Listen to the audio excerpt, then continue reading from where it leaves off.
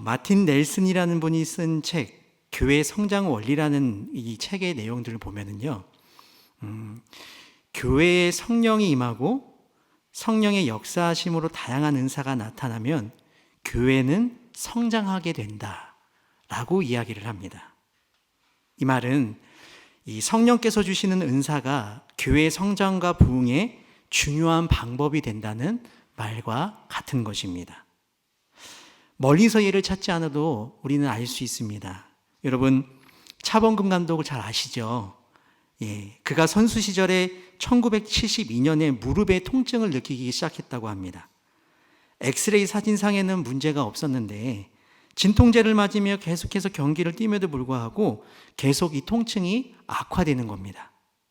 다시 검사해 봤더니 무릎뼈 인근에 염증과 이물질이 껴 있어서 그것이 원인이 되어서 통증이 계속되었던 것입니다. 그때 그가 이천성 목사님을 만나고 이천성 목사님께 안수를 받았다고 합니다. 그러자 놀랍게도 그 가운데 있었던 모든 통증이 깨끗이 사라지는 그런 치유의 은사를 경험하게 된 것이죠. 그때 차범근 감독이 이런 말을 했다고 합니다. 이천성 목사님께 안수를 받을 때 갑자기 뜨거운 전류가 전신을 흩으며 흐르는 가운데 할렐루야를 외치면서 자기 입에서는 이해할 수 없는 놀라운 방언이 터지기 시작했다라고 이야기를 했습니다. 수많은 간증의 이야기를 통해 당시 하늘산 기도원에서 은사 집회를 통해서 많은 사람들이 치유를 받고 방언을 받고 또 가정의 문제가 해결되는 그런 체험들을 했던 것을 여러분들도 아시고 계실 것입니다. 이와 같은 은사운동을 통해서 한국교회는 점점 성장과 부흥의 길을 접어들었던 역사가 있었습니다. 근데 여러분, 이러한 교회의 성장은 그리고 은사운동에는 또 다른 문제점이 있습니다. 무분별한 은사의 남용으로 인한 폐단과 부작용 역시 교회 안팎에서 빈번하게 발생했다라는 것입니다. 제가 과거에 어릴 적에 부모님을 따라서 기도원이라고 하는 작은 교회를 한번 가본 적이 있었습니다. 강대상에서 은사를 받으라고, 방언을 받으라고 어떤 목사님이신 것 같아요. 막 외치시면서 이렇게 앉아 계시는 청중성에 막 돌아다니면서 머리에다가 이렇게 안수 기도를 막 해주시는 거예요. 어린 마음에 놀라운 광경을 봤습니다. 막 머리에 손이 얹어진 사람들이 뒤로 막 쓰러지는 거예요. 그러면서 막 알아듣지 못하는 말을 막 하기 시작하는 겁니다. 그때 그 자리에 저하고 같이 주일학교를 같이 다녔던 다른 친구도 같이 갔었거든요. 이 친구 차례가 됐는데 이 친구도 갑자기 쓰러지는 거예요. 그러더니 제가 알아듣지 못하는 얘기를 막 하기 시작하는 겁니다. 여러분, 제 차례가 됐습니다. 제 머리 위에 딱 손을 대시는데 이분이 막 제 머리를 흔드시고 막 미시는 거예요. 어린 마음에 버텼죠. 안 넘어가려고, 안 쓰러지려고 막 버텼어요. 그러니까 그분이 그냥 지나가시는 거예요. 나중에 제가 이 친구한테 물어봤어요. 그때 무슨 일이 있었냐고, 왜 쓰러진 거냐고. 그때 이 친구가 하는 말이 옆에 사람이 쓰러지니까 자기도 쓰러져야 되는 줄 알고 그래서 쓰러졌다는 겁니다. 그럼 무슨 말을 했냐고 했더니 그냥 아무 말이나 막 그냥 했다는 거예요. 나중에 듣고 보니까 그곳이 거짓이었고 그리고 금전적인 문제 때문에 문을 닫았다는 그런 소식도 듣게 되었습니다. 여러분, 뿐만 아닙니다.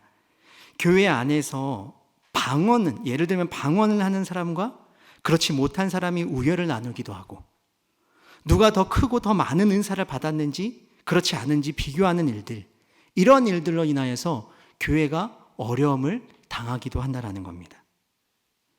대표적으로 성경에 고린도 교회가 그와 같았었습니다.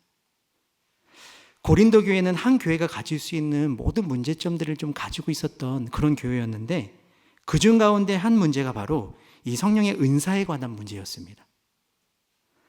오늘날에도 성령의 은사하면 바로 떠오르는 것 중에 하나가 방언이지 않을까요? 근데 당시 고린도 교회에서는 방언을 좀 신비한 체험으로 여겼던 것 같습니다. 성령의 은사 중에 이 방언을 초월적인 체험으로 여긴 나머지 이 교회 안에서 여러 가지 혼란들이 일어나기 시작한 겁니다.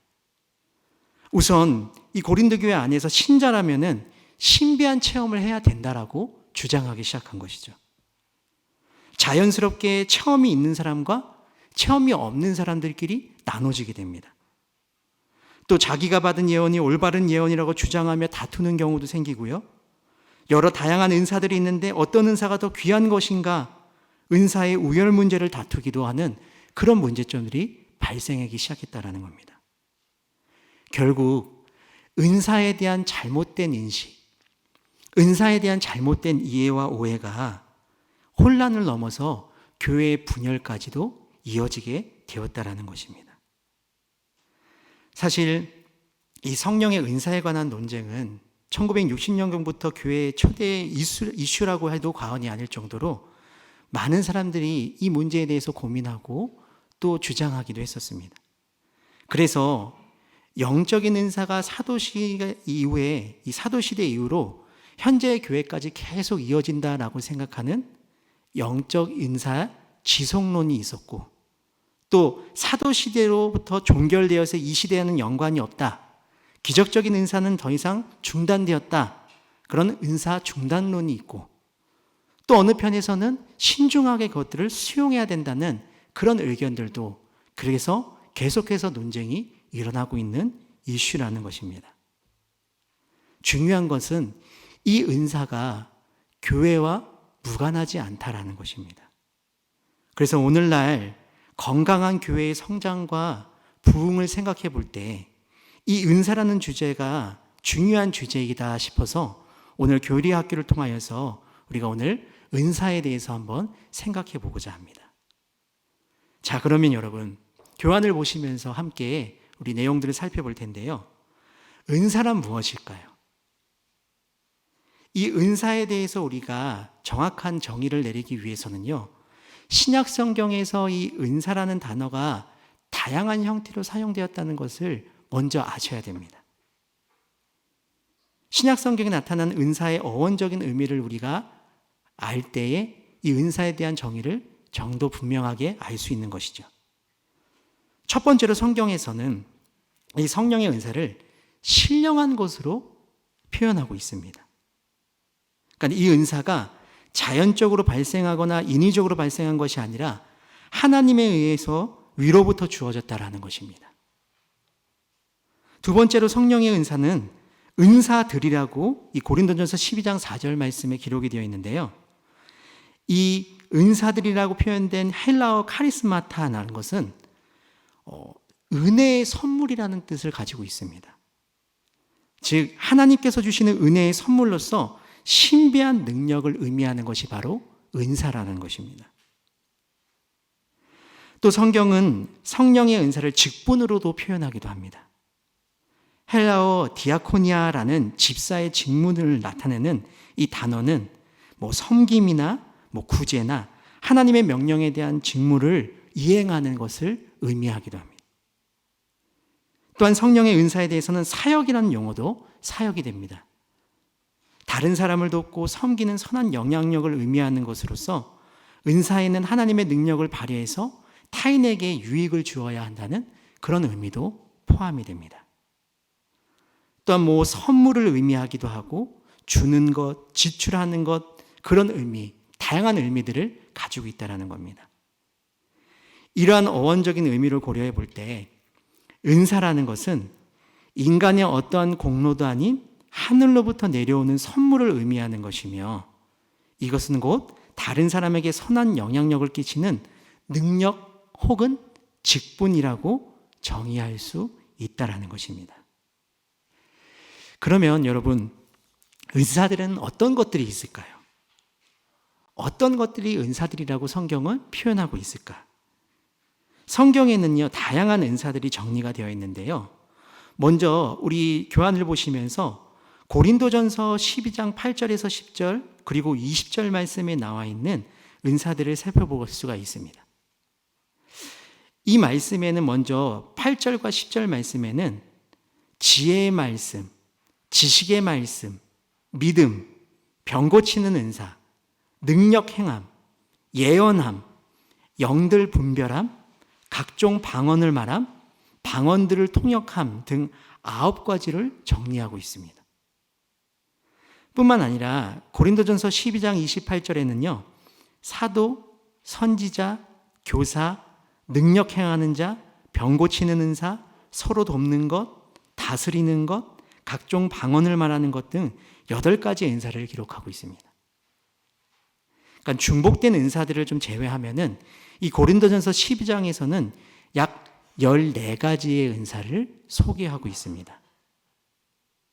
그런데 여러분, 이 고린도전서 12장 4절에서 5절 말씀을 보면은 은사의 종류들을 나열하기 전에 그 범주를 나누고 있다는 것을 우리가 발견할 수 있습니다. 4절과 5절 말씀을 제가 한번 읽어드릴게요. 은사는 여러 가지나 성령은 같고 직분은 여러 가지나 주는 같으며. 은사의 종류를 나열하기 전에 먼저 은사에는 은사와 직분으로 나눈다고 언급을 하고 있는 것입니다. 여기서 직분으로서 주어지는 은사는 성령과 교회를 통해서 모든 사람이 다 알 수 있을 정도로 공적으로 임명을 받는 것을 의미합니다.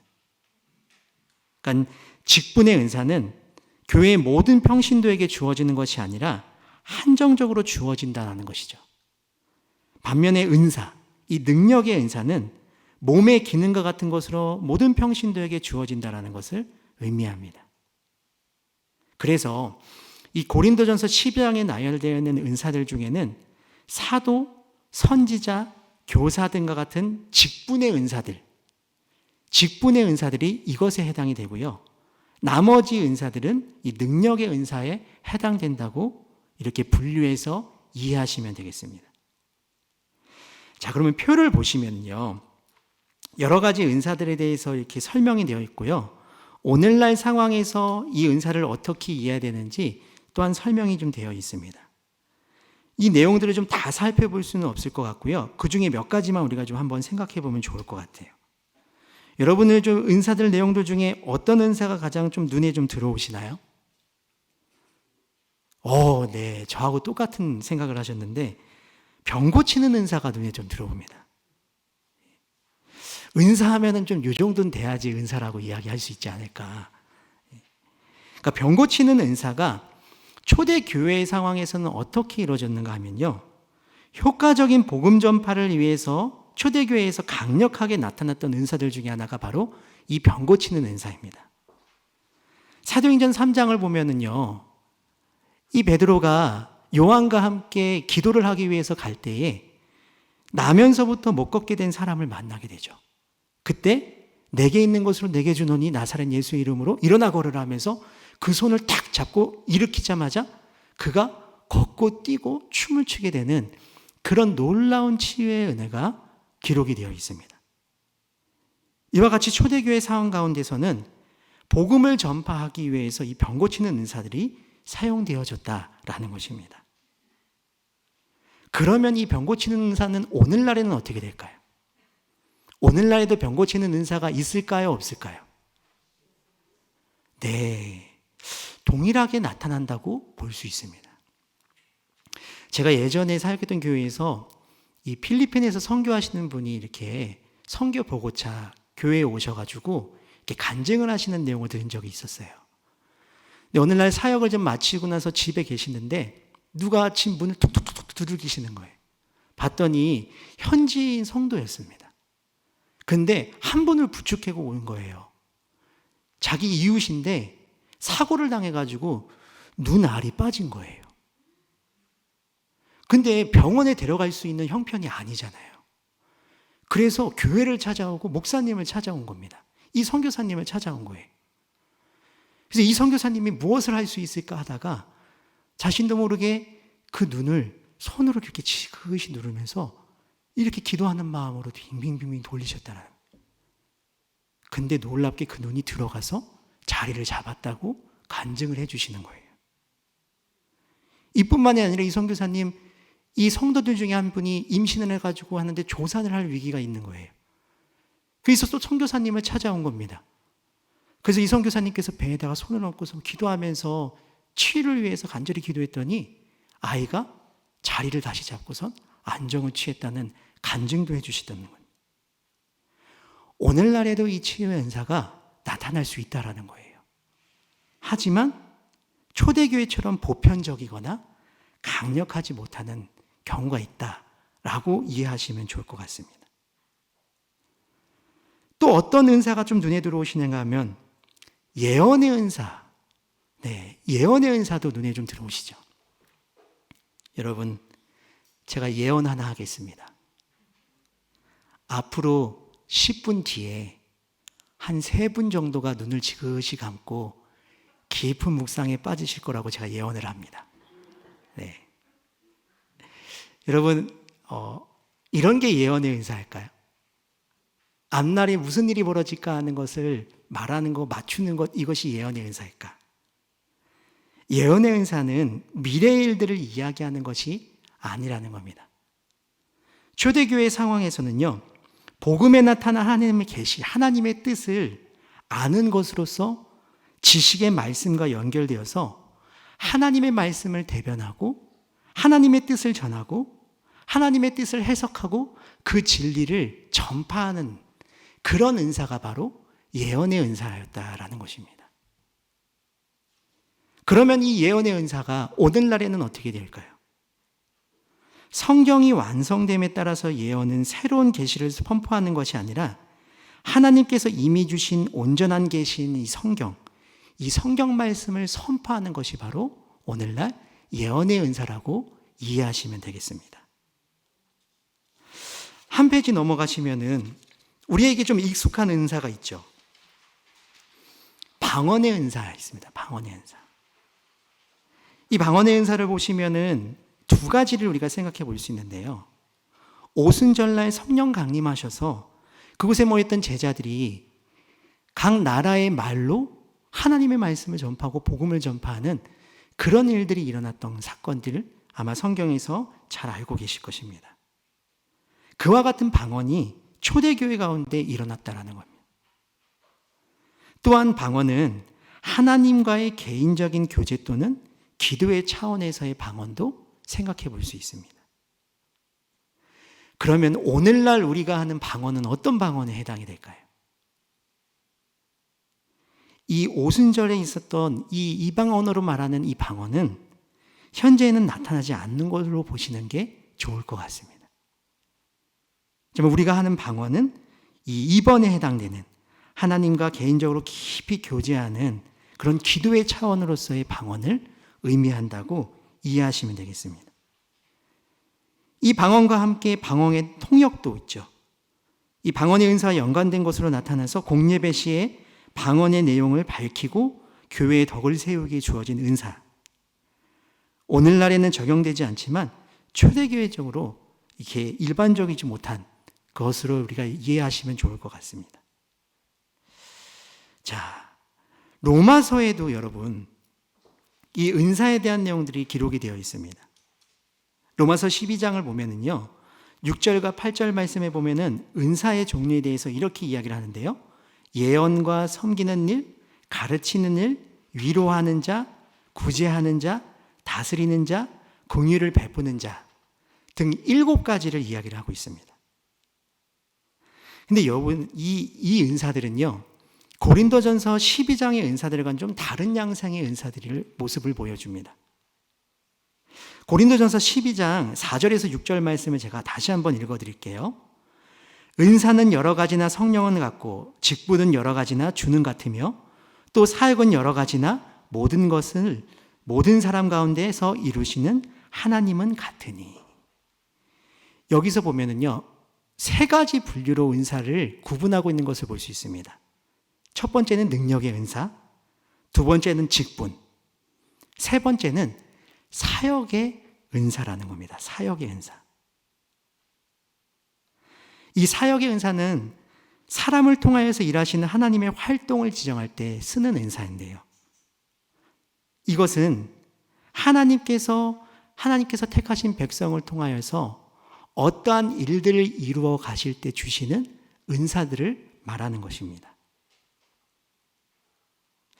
구체적인 내용들이 이렇게 쭉 나와 있는데요. 보면은 여러분들께서 이해하실 수 있는 내용들일 것입니다. 예언은 앞에서 우리가 한번 살펴봤고요. 또 섬기는 일에 대해서는 우리 성도들의 물질적인 요구를 관장하는 집사의 직분과 관련된 은사로서 다른 성도들을 섬기는 것들, 그런 것이 바로 섬기는 일의 은사였고요. 가르치는 일들 같은 경우는 말씀을 가르치거나 교사의 직분을 맡게 된 자가 가르치는 은사를 가지고 하나님의 말씀을 전하는, 하나님의 뜻을 전하는 그런 은사들을 이야기하는 것입니다. 위로하는 일도 여러분들께서 잘 이해하실 수 있고요. 다스리는 일 같은 경우는 교인들을 지도하고 통솔하는 은사, 그것을 받은 사람들이 이 은사를 사용하여서 이 교회의 질서를 자로잡는 그런 일들에 사용됐던 것으로 이해하시면 되겠습니다. 긍휼을 베푸는 일도 여러분들께서 이해하실 수 있을 것 같습니다. 병든 자나 궁핍한 자를 방문하고 보살펴주는 은사와 관련된 그러한 직무입니다. 이런 내용들이 다 사역과 관련된 은사들이다 라고 이해를 하시면 되겠습니다. 여러분, 지금까지 우리가 살펴본 세 가지 범주로 이 은사를 나누면은 능력의 은사, 직분의 은사, 사역의 은사들로 구분해서 생각해 볼 수 있습니다.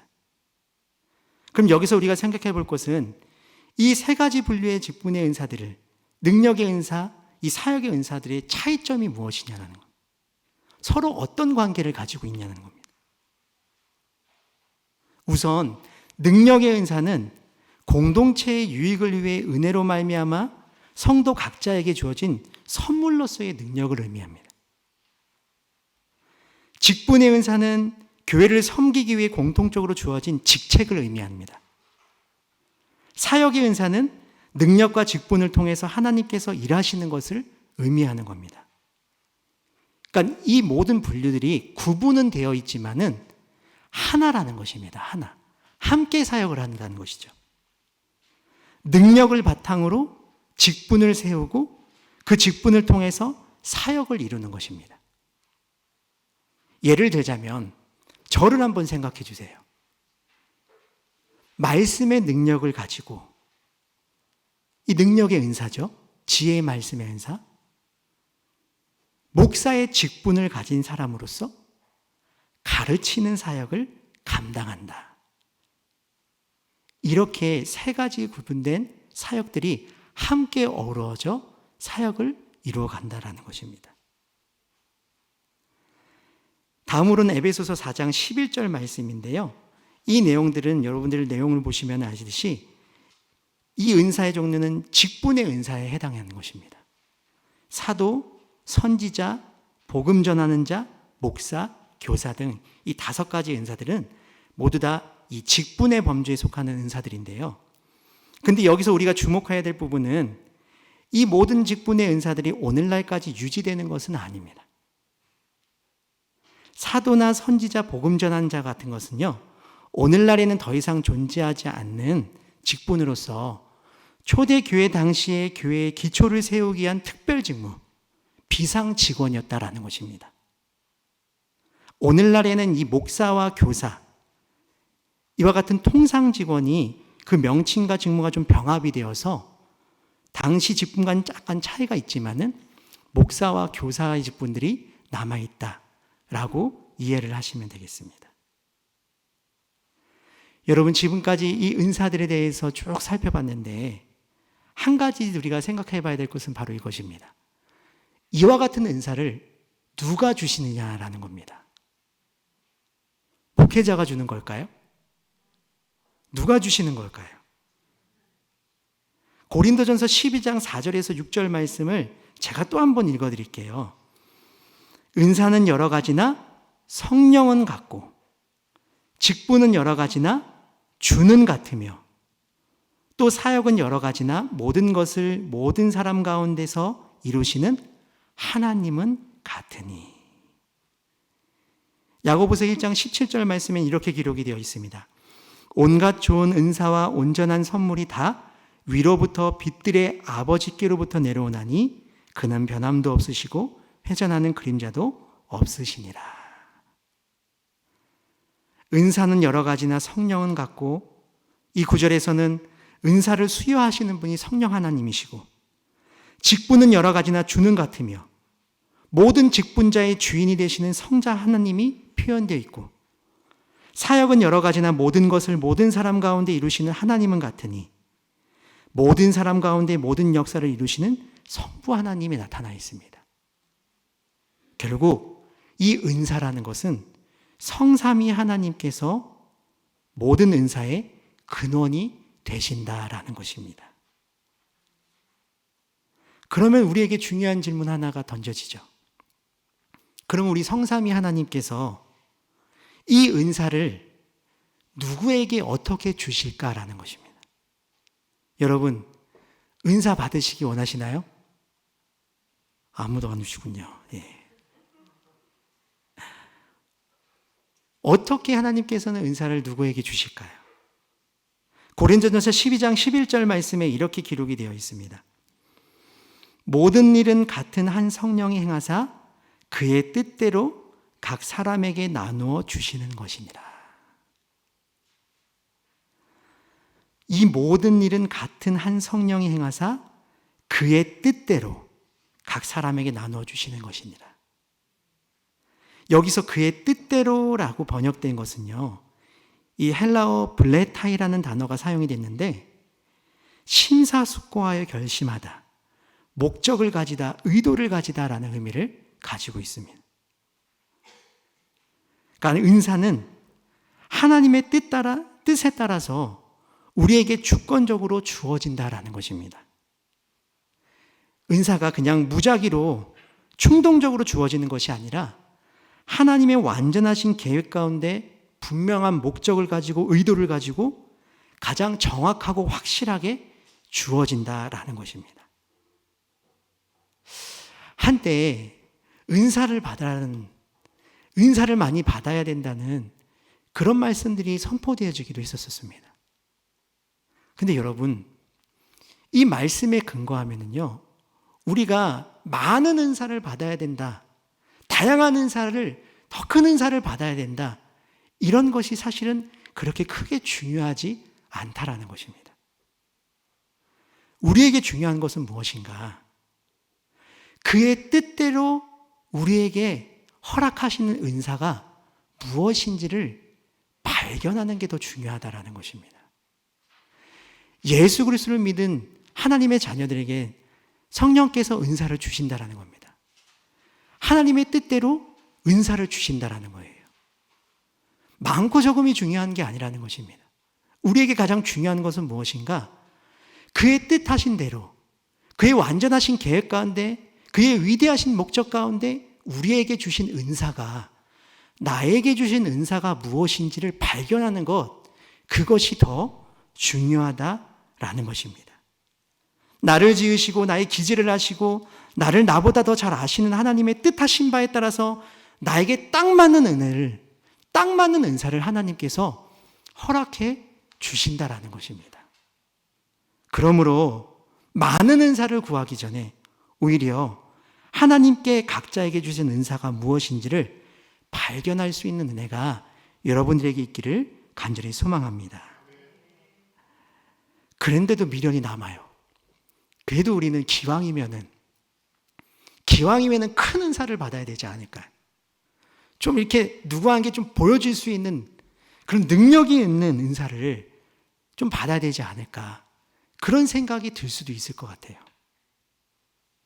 왜냐하면 고린도전서 12장 31절 말씀에 이렇게 기록이 되어 있기 때문입니다. 너희는 더욱 큰 은사를 사모하라. 내가 또한 가장 좋은 길을 너희에게 보이리라. 이 성경 말씀대로라면은 큰 은사를 사모하라는 겁니다. 기왕에 받을 은사라면은 하나님께 큰 은사를 달라고 간구하라 라는 의미일까요? 아니면은 우리가 생각하는 것 중에 가장 크고 가장 좋고 가장 능력이 있는 그런 은사를 구하라 라는 말일까요? 여기서는 어떤 우월한 은사, 더 영향력의 은사를 사모하라는 뜻이 아니라는 겁니다. 사실 이 부분을 고린도 교회가 오해하고 있었기 때문에 분란이 일어났던 것입니다. 누구의 은사가 더 우월한가? 누구의 은사가 더욱더 가치가 있는가? 누구의 은사가 더욱더 강력한가? 분열과 다툼이 이 부분에 대해서 오해를 했기 때문이라는 겁니다. 그럼 여러분, 더욱 큰 은사를 사모하라라는 바울의 권면은 무엇을 의미하는 것일까요? 그 아래 보시면은 고린도전서 13장 1절에서 3절 말씀에 이렇게 기록이 되어 있습니다. 저만 읽으니까 억울해서요. 저 한 절 읽고 여러분 한 절 읽고 3절은 함께 읽도록 하겠습니다. 내가 사람의 방언과 천사의 말을 할지라도 사랑이 없으면 소리나는 구리와 울리는 꽹과리가 되고 내가 예언하는 능력이 있어 모든 비밀과 모든 지식을 알고 또 산을 옮길 만한 모든 믿음이 있을지라도 사랑이 없으면 내가 아무것도 아니요. 함께 읽겠습니다.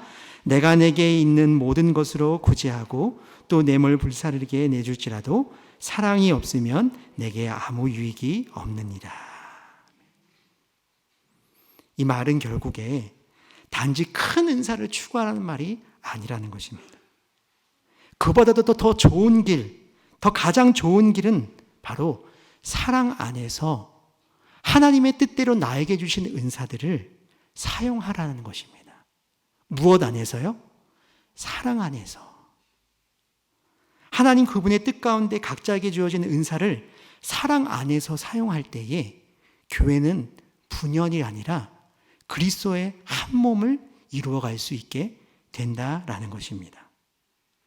그러므로 여러분, 은사를 구할 때 우리가 가장 먼저 구해야 될 은사가 무엇입니까?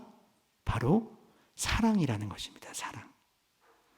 우리 가운데 하나님의 사랑이 풍성하기를 사모하는 저와 여러분 되길 간절히 바랍니다. 여러분, 은사는 다양합니다. 그래서 어떤 사람에게는 한 가지 이상의 은사가 주어질 수도 있습니다. 어떤 사람에게는 한 가지 은사만 주어질 수 있습니다. 여러분, 여러분들에게 한 가지 은사만 주어진다고 해서 혹시 섭섭하신가요? 저는 좀 섭섭할 것 같은데 여러분들은 괜찮으신가요?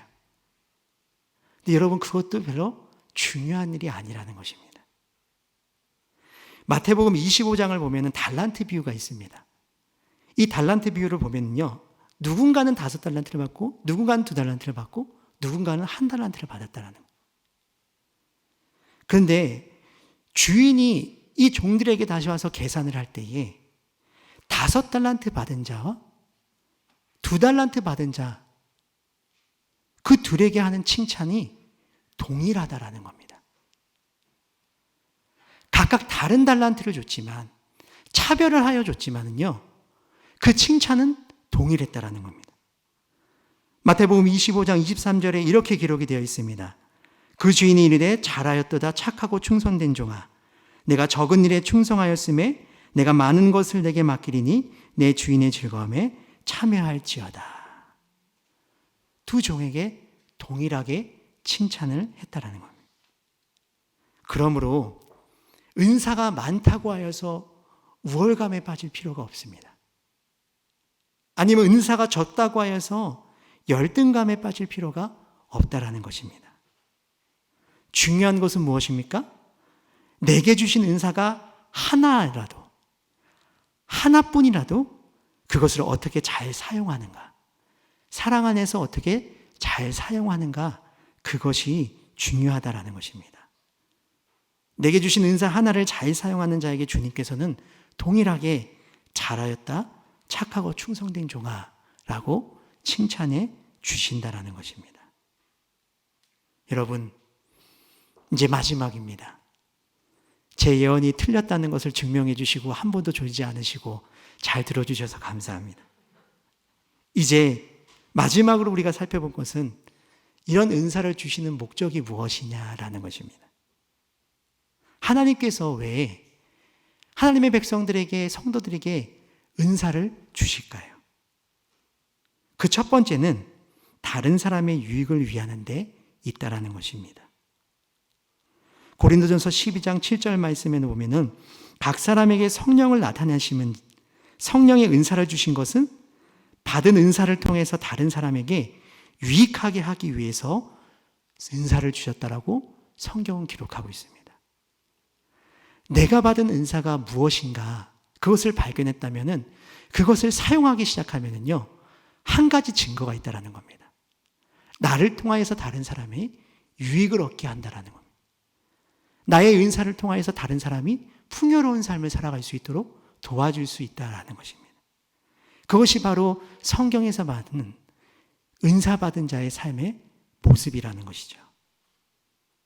두 번째로 하나님께서 은사를 주신 목적은 교회의 덕을 세우며 교회의 유익을 위하는 데 있다라는 것입니다. 고린전서서 14장 12절 말씀에 이렇게 기록이 되어 있습니다. 그러므로 너희도 영적인 것을 사모하는 자인즉 교회의 덕을 세우기 위하여 그것이 풍성하기를 구하라. 에베소서 4장 12절 말씀엔 이는 성도를 온전하게 하여 봉사일을 하게 하며 그리스도의 몸을 세우려 하심이라. 결국 여러분 각자에게 주신 그 모든 은사들은 하나님의 몸된 교회를 바르게 세우고 덕을 세우기 위함이라는 것을 기억해 주시길 바랍니다. 마지막으로 우리에게 은사를 주신 이유가 있습니다. 그것은 하나님께 영광을 돌리는 데 있다는 겁니다.